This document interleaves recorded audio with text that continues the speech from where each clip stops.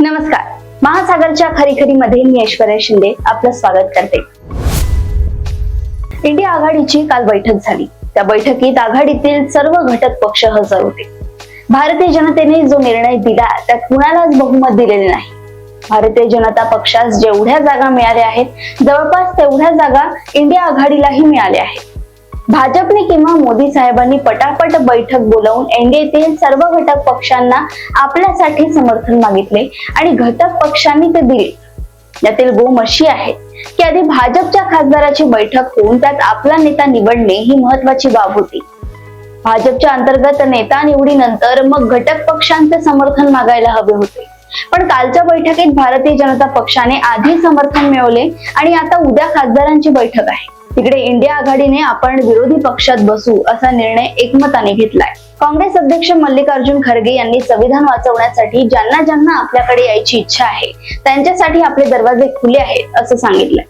तसे पाहिले तर चंद्राबाबू नायडू किंवा नितीश कुमार दोघेही अनुभवी राजकारणी आहेत. समजा ते उद्या इकडे आले आणि बहुमताचा आकडा दाखवून दिला तरी राष्ट्रपतींकडून सरकार स्थापनेचे निमंत्रण मिळावे संभव नाही. राष्ट्रपती 240 जागा असलेल्या म्हणजे सर्वाधिक मोठा पक्ष असलेल्या भारतीय जनता पक्षाला सत्ता स्थापनेचे निमंत्रण देतील. निमंत्रण दिल्यावर पुढील 6 महिनेही सरकारला आपले बहुमत सिद्ध करण्यासाठी मिळू शकतात. त्यात कोर्टबाजी होईल, अनेक भानगडी होतील. त्यामुळे प्रबळ विरोधी पक्ष म्हणून काम करण्यासाठी इंडिया आघाडी जोमाने प्रयत्न करणार आहे असं दिसतंय. इंडिया आघाडीत काँग्रेस हा मोठा पक्ष असला त्याचे अखिल भारतीय महत्व असले तरी काँग्रेस पक्षाला केवळ 99 जागा मिळाल्या आहेत. या 99 जागांचाच विचार त्यांनी केला असावा. इंडिया आघाडीतील आम आदमी पक्ष आणि राष्ट्रीय जनता दल या दोघांची कामगिरी निराशाजनक ठरली आहे. या दोघांचे आणखी 15 खासदार निवडून आले असते तर इंडिया आघाडीला सरकार स्थापनेसाठी प्रयत्न करता आला असता. त्यातही मोठे पक्ष म्हणून उत्तर प्रदेशचा समाजवादी पक्ष, बंगालमधील तृणमूल काँग्रेस, तामिळनाडू मधील दमुक आणि महाराष्ट्रातील शिवसेना आणि राष्ट्रवादी पक्ष तसेच इतर अनेक पक्ष यांच्यात सर्व बाबतीत मतैक्य होणे सध्या तरी शक्य नाही असे त्यांना वाटले असावे. राहुल गांधी यांनी निवडणुकीचा प्रचार करताना जी आश्वासने दिली होती ती आश्वासने पूर्ण करण्यासाठी काँग्रेस पक्षाजवळ आणखी 50 ते 60 खासदार हवे होते.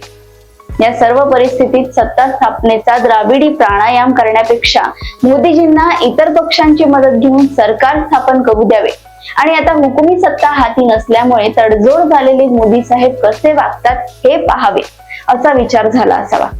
यात एक गोष्ट महत्वाची झाली ती म्हणजे भारतीय जनता पक्षाचे 63 खासदार कमी निवडून आले आणि काँग्रेसचे 45 ते 46 खासदार जास्त निवडून आले.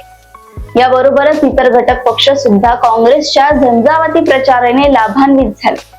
अशा परिस्थितीत गडबड करून सत्ता स्थापन करण्यासाठी प्रयत्न करणे म्हणजे तारेवरची कसरत ठरली असती. इंडियाने हे टाळले आणि राजकारणातील शुचिता पाळण्यासाठी आम्ही कटिबद्ध आहोत हे दाखवून दिले. इंडिया आघाडीचा हा शहाणपणाचा निर्णय नक्कीच दाखवून योग्य आहे, यात वाद नाही. या निर्णयामुळे भविष्य काळात सकारात्मक परिणाम दिसून येतील अशी अपेक्षा करण्यास हरकत नाही. अशाच राजकीय घडामोडी व अपडेट सोबत पुन्हा भेटूया महासागरच्या खरीखरीमध्ये. बघत रहा महासागर. आणि अजूनही तुम्ही आमच्या चॅनलला लाईक आणि सबस्क्राईब केलं नसेल तर लगेच लाईक आणि सबस्क्राईब करा आणि बघत रहा महासागर. नमस्कार.